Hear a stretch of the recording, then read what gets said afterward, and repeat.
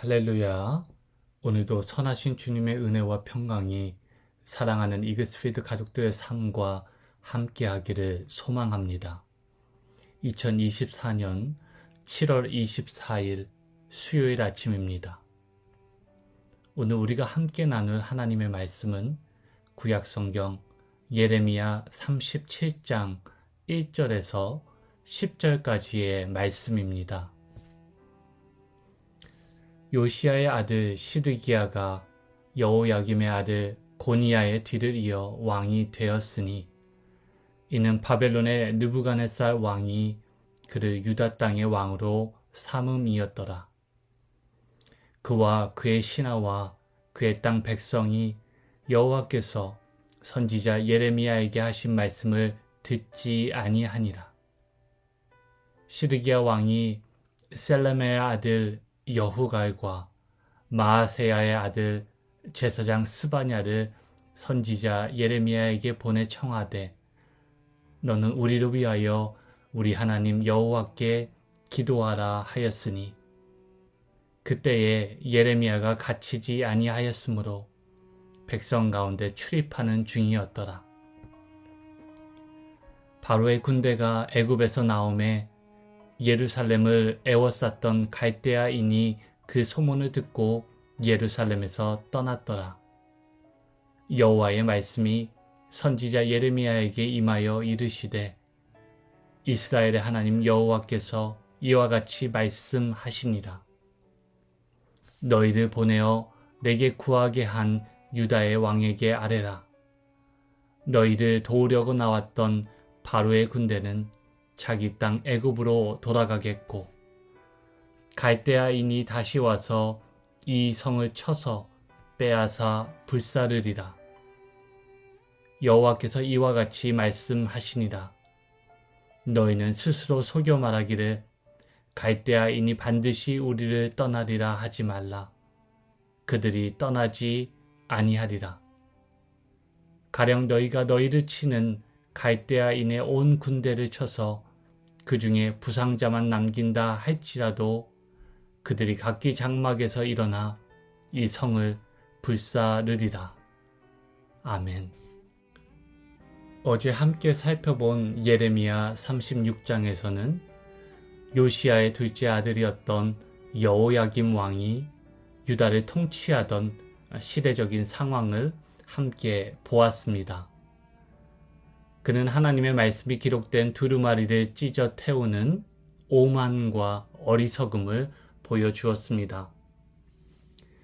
그리고 오늘 본문 37장은 요시야의 아들 시드기야가 여호야김 왕의 아들인 여호야긴 왕의 뒤를 이어 유다의 왕이 되었음을 기록하고 있습니다.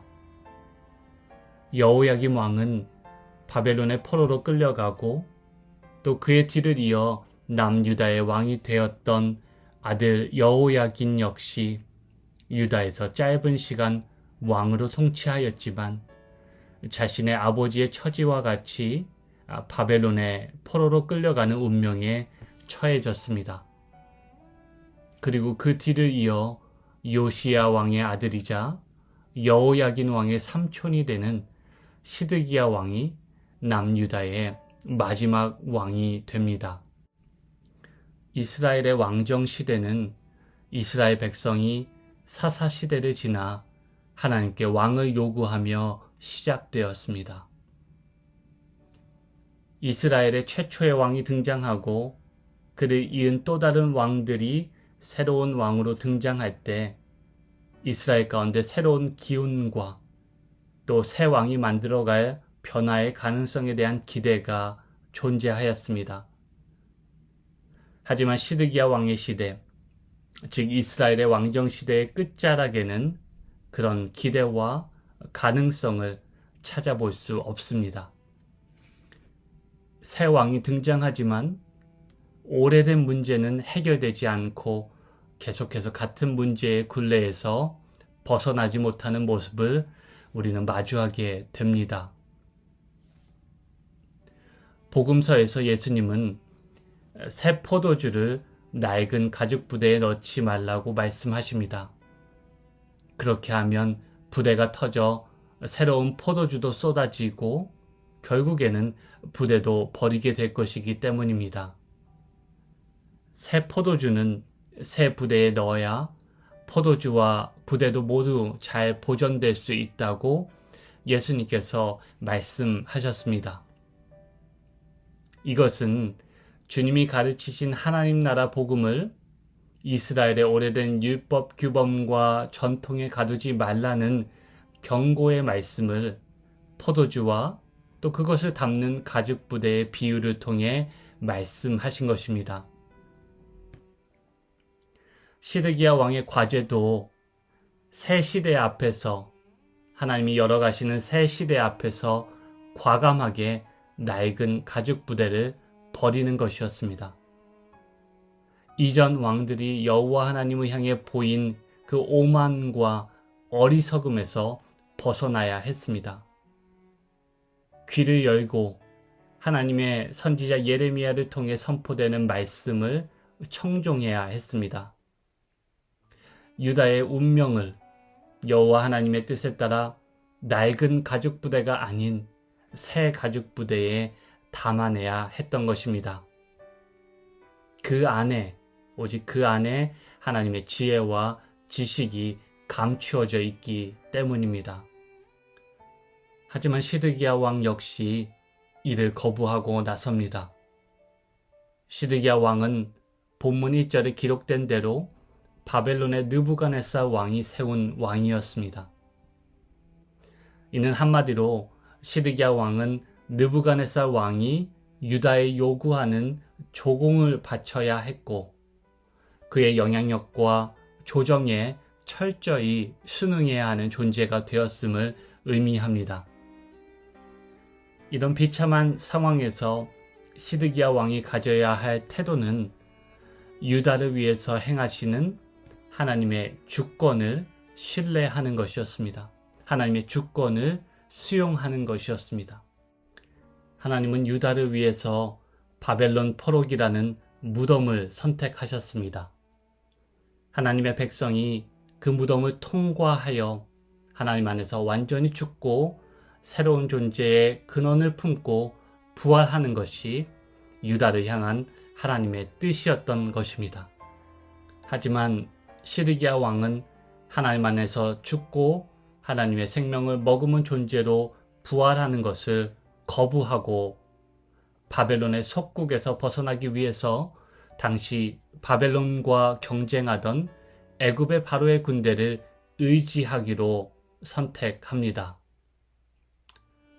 오늘 본문 5절은 바로의 군대가 애굽에서 나옴에 예루살렘을 에워쌌던 갈대아인이 그 소문을 듣고 예루살렘을 떠났다고 기록하고 있습니다.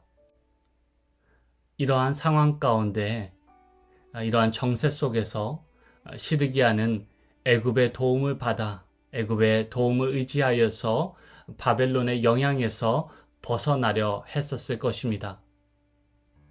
하지만 예레미야 선지자는 이것이 일시적인 것이라 선포합니다. 잠시 물러난 바벨론은 다시 예루살렘으로 올 것이며 애굽은 다시 자기 땅으로 돌아갈 것입니다. 문제는 그때에 시드기야 왕과 예루살렘은 이전보다 더 큰 곤욕과 치욕을 맞이해야 한다는 것이었습니다. 요한복음 3장에서 바리새인 중에 니고데모라 하는 이가 있는데 그는 유대인의 지도자 중 하나였습니다. 그가 느지막한 시간이 되어서 예수님을 찾아와 대화를 나누는 장면이 요한복음 3장에 기록되어 있습니다. 니고데모는 예수님이 보여주신 표적에 깊은 관심을 가졌던 모양입니다. 그에게 예수님은 사람이 거듭나지 아니하면 하나님의 나라를 볼 수 없다고 말씀하십니다. 예수님은 물과 성령으로 다시 태어나지 아니하면 하나님 나라에 들어갈 수 없다고 이어서 설명하십니다. 여기에 기독교 복음의 핵심이 있습니다. 기독교는 생명입니다. 예수 그리스도 안에서 죽고 성령의 일으키시는 능력에 힘입어 새로운 존재로 거듭나는 것이 기독교의 복음이고 예수님이 전하신 복음입니다. 하지만 시드기야는 이 생명 대신에 종교를 택합니다. 예레미야를 찾아 사람을 보내며 그가 우리를 위해서 하나님께 기도하게 하라고 시드기야 왕이 명령을 내리는 모습이 오늘 본문에 등장합니다. 자칫 그의 모습이 경건하게 보여질 그런 오해의 소지가 있지만 이런 시드기야 왕의 모습의 실상은 이러합니다. 이는 예레미야를 통해서 시드기야 왕이 하나님마저 자신의 뜻을 관철시키기 위해서 매수하려는 이교적인 신앙의 모습입니다. 그의 기회주의적인 신앙의 모습을 잘 보여주고 있습니다. 자신이 이루고자 하는 것을 하나님께 얻고자 예레미야를 매수하려는 그런 모습입니다. 이 시간 말씀을 마무리하면서 잠시 한 가지 돌아보기를 원합니다. 주님이 우리에게 가르쳐 주시고 주님이 몸소 보여주신 기도의 모습은 어떠합니까? 이 아침 주님의 기도를 되새겨 보기를 원합니다. 하늘에 계신 우리 아버지여, 이름이 거룩히 여김을 받으시오며 나라가 임하시오며 뜻이 하늘에서 이루어진 것 같이 땅에서도 이루어지이다. 아버지여, 만일 할만하시거든 이 잔을 내게서 지나가게 하옵소서. 그러나 나의 원대로 마시옵고 아버지의 원대로 하옵소서. 아멘. 오늘도 주님이 가르쳐 주시고 보여주신 이 기도가 우리의 삶이 되는 복된 하루가 되기를 소망하며 예수님의 생명을 우리 안에 담은 새 부대로 살아가는 저와 여러분 모두가 되시기를 축복합니다. 함께 기도하시겠습니다. 하나님만이 진정한 왕이 되십니다. 우리의 인생을 다스리시고 우리의 인생을 참되고 온전케 하시는 분이심을 이 시간 믿음으로 고백합니다. 오늘도 이 아침 우리 마음에 많은 계획이 있고 또 바라는 뜻이 있습니다. 하지만 우리가 한 가지 바라는 것은 오직 여호와 하나님의 뜻이 오늘 하루 우리의 삶 가운데 온전히 서기를 바라는 것입니다. 주님의 말씀을 따라 오늘도 우리 자신을 부인하고 우리의 몫의 십자가를 지고 또 주님을 따르게 하시옵소서.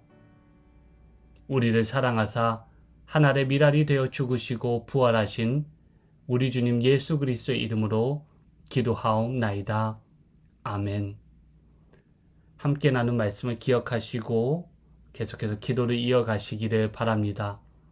오늘도 믿음으로 우리 삶의 주인 되시는 주님께 순종하며 살아가는 은혜가 저와 여러분 모두의 삶 가운데 있기를 소망합니다.